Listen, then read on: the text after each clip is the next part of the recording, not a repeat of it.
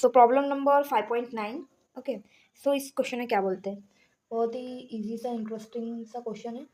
So in a certain electrolysis experiment, तो एक certain electrolysis experiment है जिसमें क्या 4.36 gram of Zn are deposited in one cell. ठीक है, तो उसमें देखो दो सेल होंगे शायद से. तो एक सेल है, तो उस एक सेल में क्या है, एक सेल का जो वेट है तो W1 लिखेंगे क्योंकि हमारी ये फर्स्ट सेल है, तो वो है 4.36 ग्राम. ठीक है, वन सेल कंटेनिंग ZnSO4. ठीक है, solution. Calculate the mass of Al deposited in another cell containing AlCl3 solution.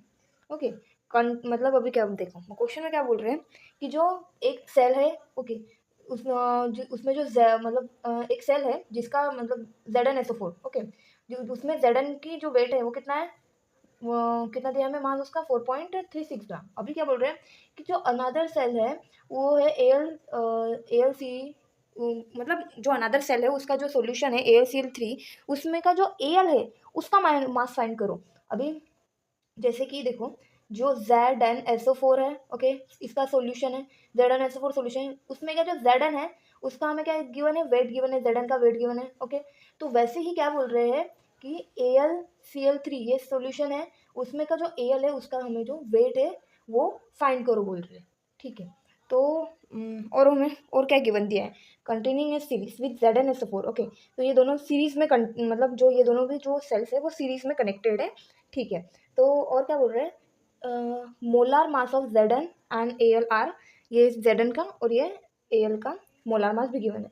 तो देखो W1 यानी कि हमें Zn का जो वेट है वो दिया है और मोलार मास भी क्या दिया है, वो दिया है 65.4 ग्राम मोल इनवर्स. ठीक है, उसके बाद ये मोलार मास ऑफ 2, मतलब सेकेंड जो सेल है, सेल नंबर 2 का, पहली सेल दूसरी सेल, तो सेल नंबर 1 के ये गिवन है और सेल नंबर 2 का हमें क्या दिया है, मोलर मास गिवन है, वो है 27 ग्राम मोल इनवर्स है. और फाइंड क्या करना है, टू फाइंड W क्या करना है, W1 तो है हमारे पास, W2 फाइंड करना है हमें. ठीक है, जो इसका जो Al का है वेट वो फाइंड करना है, Al का मास फाइंड करना है.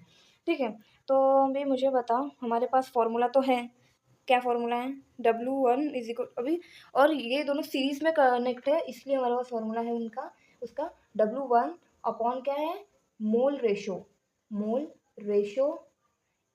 ऑफ 1 इंटू क्या रहेगा, M1 इज इक्वल टू क्या रहेगा, W2 अपॉन क्या रहेगा, मोल रेशो किसका रहेगा, सेकेंड का, और इंटू क्या रहेगा, M2. ओके, तो हमारे पास क्या है, ये भी गिवन है, ये भी गिवन है और ये फाइंड करना है. ठीक है, अभी mole ratio of 1 and mole ratio of 2 ये कैसे फाइंड करना होता है आपको पता है. देखो, तो मोल रेशो किसका, 1 का फाइंड करेंगे, तो कैसे फाइंड करना पड़ता है, तो भी मुझे बताओ, मोल रेशो ऑफ 1 क्या है, Z, मतलब Zn का फाइंड करना है ना हमें. तो Zn किस फॉर्म में होता है, Zn2+ होता है. अभी इसको अगर हमें Zn बनाना है तो मुझे बताओ कितने इलेक्ट्रॉन्स यूज होंगे, 2 इलेक्ट्रॉन्स पॉजिटिव में, तो 2 इलेक्ट्रॉन्स क्या रहेंगे नेगेटिव में, तभी तो ये Zn फॉर्म होगा. ठीक है, और अभी मोल रेशो ऑफ जो 2 है, तो मुझे बताओ तो किसका फाइंड करना पड़ेगा, Al का, एल्यूमिनियम का. तो वो एल्यूमिनियम पे चार्ज होते हैं 3+, तो इसको अगर हमें बैलेंस करने तो 3 नेगेटिव चार्ज लगेंगे, तभी वो क्या बनेगा, Al बनेगा. ठीक है, अभी मोल रेशो का फॉर्मूला क्या होता है, मोल रेशो का फॉर्मूला होता है, मैंने बहुत बार लिख के भी दिया है कि moles of product formed in half reaction, और तभी भी लिख के देती हूँ, क्या होता है, moles of product. Okay, moles of product formed in half reaction. Okay, और moles of electron. Okay, moles of electron required in half reaction. ठीक है, तो फिर क्या हो जाएगा, इन दोनों का कैसे आएगा आंसर, देखो moles of product formed in half reaction, तो मोल्स ऑफ प्रोडक्ट में कितने मोल फॉर्म हुए, एक मोल फॉर्म हुआ है, यहाँ पे भी एक मोल फॉर्म हुआ है, तो क्या हो रहा है 1/1. ठीक है, फिर क्या हो रहा है, moles of electron required in half reaction, तो कितने इलेक्ट्रॉन रिएक्शन में यूज हुए, इसमें कितने इलेक्ट्रॉन यूज हुए, 2 इलेक्ट्रॉन, तो 2, इसमें कितने इलेक्ट्रॉन है, 3 इलेक्ट्रॉन, तो 3 ऐसे लिखना पड़ता है मोल रेशियो। ओके, ये सब वैल्यूज हम यहाँ पे पुट करेंगे। तो वैल्यूज पुट करेंगे तो पहले तो हमें W2 की वैल्यू फाइंड करनी है ना, तो सिंपली W2 लिखेंगे यहाँ पे, और जो ये मोल रेशियो ऑफ 2 और M2 है उनको इधर ट्रांसफ़र करेंगे। ठीक है, तो वो हो जाएंगे, इसकी वैल्यू वो है 4.36। ओके, ऊपर अभी ये जो रेशियो आएगा 1/2 है, तो ऊपर जाएंगे तो 2 ही आएगा, तो 2 इंटू फिर 27। ओके, क्या इसकी वैल्यू, ठीक है, अपॉन क्या रहेगा, 65.4 इंटू 3 रहेगा। ठीक है, तो इससे देखो 3 से इसको मल्टीप्लाई करते हैं, 3 9 का रहता है। ओके, फिर आफ्टर दैट क्या बन जाएगा, देखो 2 इंटू 9 18 है ना, तो सिंपली क्या लिखेंगे 4.36 इंटू 18 अपॉन 65.4।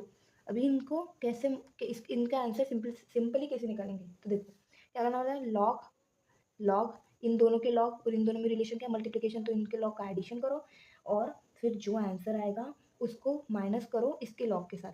ठीक है, सिंपल है, तो करके देखिए लॉग, देखो कैसे है, 0 इसका लॉग आएगा 0.6394 और इसका लॉग आएगा 1.2552। ठीक है, तो फिर आंसर आएगा 6498.1, और फिर इसका लॉग निकालो, और इसके जो आंसर आया इन दोनों का जो एडिशन किया हमने उसको आंसर के साथ हम इसको माइनस क्यों कर रहे हैं इसके लॉग को, क्योंकि इन दोनों में रिलेशन डिवीजन का है ना, इन दोनों में मल्टीप्लिकेशन का था, फिर अभी इन दोनों का आंसर जो आएगा वो उसके साथ तो डिवीजन करेगा ना, तो 1.8155, फिर वो हो जाएगा 0.0791। ठीक है, एंटी लॉग निकालो इसका, एंटी लॉग कैसे निकाले, पॉइंट के बाद लिखेंगे 0.791 ऐसे में, तो वो आ जाएगा 1.199, तो 999 आ रहा है, तो हम लिखेंगे 1 पॉइंट डायरेक्ट 2 लिख सकते हैं अप्रॉक्सीमेशन करके या फिर राउंड ऑफ करके। ठीक है, तो W2 इज इक्वल टू क्या आ गया है, 1.2 ग्राम। ठीक है, कोई भी डिफिकल्टीज आई हो क्वेश्चन में नहीं समझाओ तो प्लीज़ मुझे कमेंट्स में ज़रूर पूछिए। Thank you.